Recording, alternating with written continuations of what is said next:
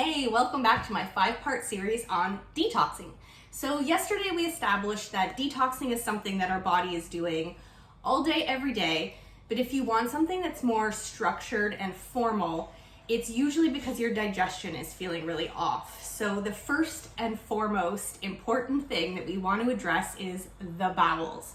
How are your poops? This is the most important place to start when we're looking at a detox program because we need a pathway for the toxins to be eliminated from the body. So like we talked about yesterday, those pathways are through our urine, through our colon, through the sweat in our skin, and when we exhale. But the bowels are a big one, guys, and so many of us are walking around with issues that we don't want to talk about because we're embarrassed. So let's get into it. If you are constipated, we need to address that right out of the gate before we move on to any deeper level of cleansing. So when I say constipated, I'm talking about, are you having a bowel movement at least once per day? I know a lot of you think you're regular because you're regularly going to the washroom like twice a week.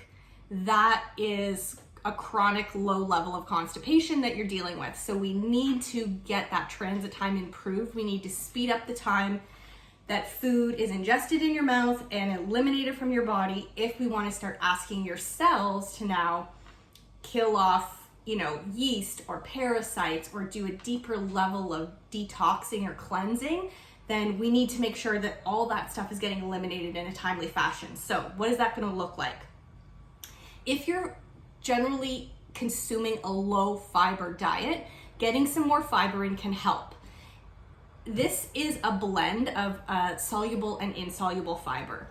For psyllium, some people actually have an adverse reaction to it in the sense that it can be a little bit more constipating. We see this especially if you're running on the dehydrated side because psyllium absorbs a ton of water.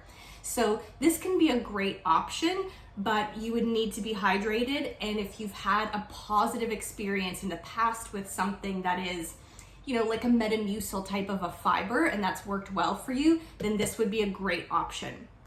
This fiber feel dissolves completely in liquid. So if you're very sensitive to textures or tastes, this would be a better option for you. This is gonna add some fiber to your diet without that grit factor that we get from psyllium, and it is super gentle. So if there is any type of inflammation happening in the digestive tract, this will be very gentle. Now, fiber alone is not really well proven when we look at kind of studies and things that we do to get the bowels going. Fiber alone really doesn't cut it. So if you've tried fiber before and you've said, this really doesn't do anything for me, that's actually quite normal. So we want to move on then. High dose vitamin C can loosen up the bowels a little bit. So again, this is something that we want to just do in the short term to get things moving, so that we're, helping the body reestablish a better rhythm.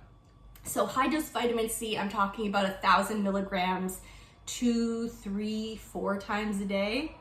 And that's really going to start to get things moving.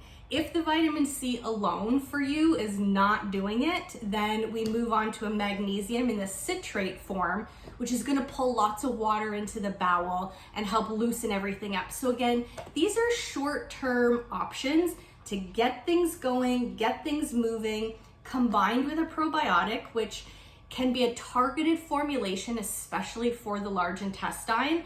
Again, these things are going to help get things going and start to reestablish a more regular rhythm for your bowels, which is the first step that we need to accomplish before we move on to a deeper level of detoxing.